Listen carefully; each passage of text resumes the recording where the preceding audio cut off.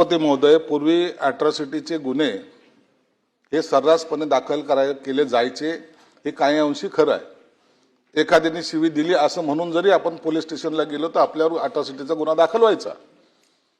आता गुन्हा दाखल केला की तातडीने आरोपीला 24 तासाच्या आत अटक झाली पाहिजे, असं सुद्धा पूर्वी नियम होता आणि त्या पद्धतीने अटक काही लोकांना केली जायची। परंतु याचा काही ठिकाणी गैरवापर निश्चित झालेला आहे, हे नाकारता येत नाही।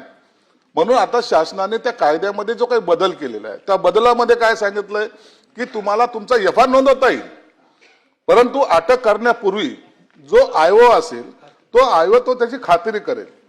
आता एफआयआर नोंद झाला, आयओने खात्री केली, त्याला पोलीस स्टेशन मध्ये त्याला तातडीनं तो त्याचा जर तो चुकीचा गुन्हा दाखल केला असेल तर पोलीस स्टेशनला तातडीने तुम्हाला तो 169 ज्याला काय आपण म्हणतो, कलम 169 मला वाटतं त्याचं, तर ते समरी तो ती समरी तो पोलीस स्टेशन मध्ये सुद्धा देतो आणि त्याच्यानंतर पहिली जी काही कोर्टामध्ये जेव्हा प्रकरण येतं त्या टायमाला ती समरी त्याला जावल्या जाते आणि ती केस विड्रॉ होते।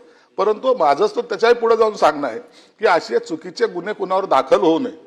अन्याय झाला असेल तर निश्चित झाला पाहिजे, त्याच्यावर गुन्हा दाखल झालाच पाहिजे।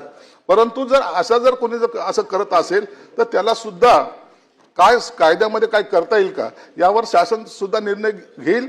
परंतु आता तातडीने अटक करण्याची जी काही पूर्वीची काय पद्धत होती ती आता थांबलेली आहे। त्याचा मला वाटतं आता समाजामध्ये हे जे काही अॅट्रॉसिटीचे गुन्ह्याचे प्रमाण त्याच्यामुळे कमी सुद्धा झालेलं आहे।